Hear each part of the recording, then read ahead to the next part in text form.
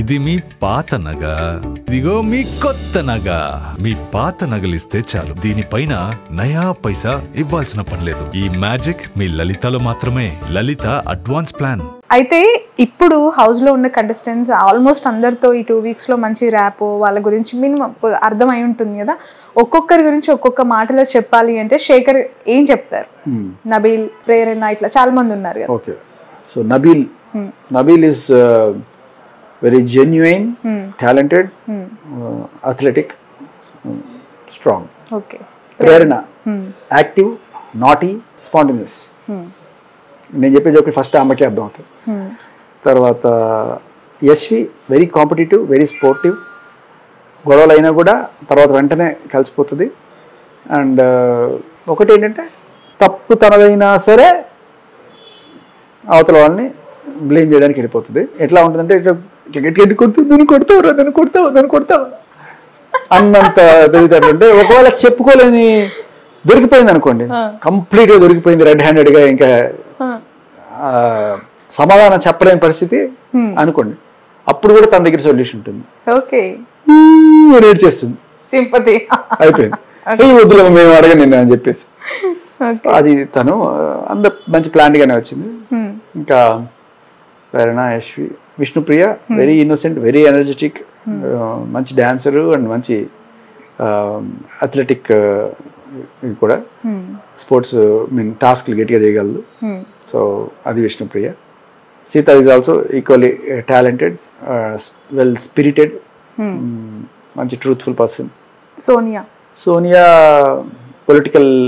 Politically motivated.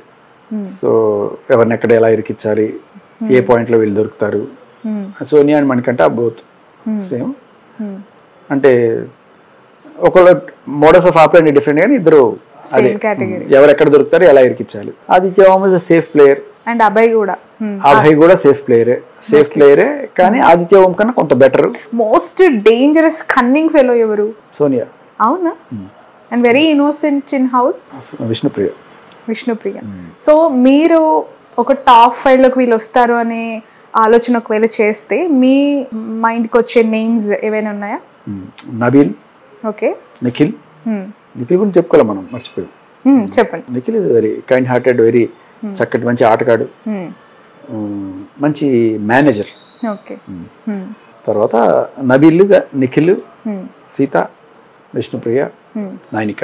ఇంతకు ముందు ఒక మాట మాట్లాడుతూ ఉన్నప్పుడు బిగ్ బాస్కి వెళ్ళడానికంటే ముందు మనం మాట్లాడుకుంటే ఒక పోరాటం చేస్తున్నారు, ఒక యుద్ధ వీరుడు లాగా మా అందరికి ప్రతిరోజు ఇంటర్వ్యూస్, చాలా చాలా మంచి పేరు వచ్చింది సొసైటీలో. టు బీ హానెస్ట్, అలా బాధితులుగా ఉన్న వాళ్ళందరికీ కూడా శేఖర్ భాష అనే వ్యక్తి ఒక సమస్య తీర్చే ఒక వ్యక్తిగా కనిపించిన మాట వాస్తవం.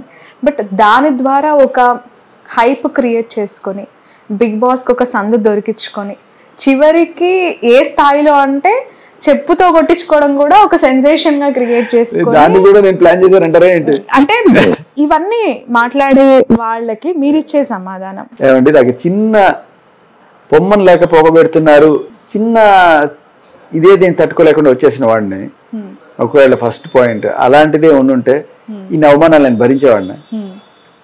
అన్ని అవమానాలు భరించిన వాడిని ఈ మాత్రం భరించి బిగ్ బాస్ లో ఉండలేనా?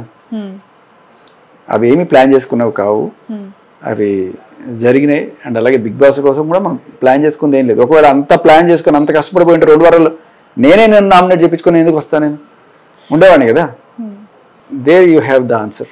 ఓకే, ఆదిత్య మిమ్మల్ని ఎలిమినేట్ చేశానని అనుకోవచ్చా? మీరు నేనే విలన్. సో ఆదిత్య బతికిపోయాడు నా వల్ల. యాక్చువల్గా ఆదిత్య రావాల్సింది ఆ రోజు, బట్ నేను రావడం. మీకు దానికి ప్రూఫ్ కూడా ఏంటంటే, కరెక్ట్గా ఈ దండలేసే ప్రోగ్రామ్ ఏదైతే ఉందో దానికన్నా ముందు ఈ లిక్విడ్ పోసే ప్రోగ్రామ్ ఉంది. బ్లాక్ వైట్ పోస్తారు. కెప్టెన్ కావాలనుకున్నప్పుడు వైట్, లేకపోతే బ్లాక్ వద్దనుకున్నప్పుడు. సో ఆదిత్యకి ఎక్కువ బ్లాక్లు పడ్డాయి, నాకు ఒకళ్ళు సోనియా పోసింది. సో ఆ లెక్కను చూసుకున్న దండలో ఆదిత్యకే పడి ఉండాలి. ఎందుకు పడలేదు అంటే నేను రిక్వెస్ట్ చేసుకున్నాను కాబట్టి. ఇది మీ పాత నగ,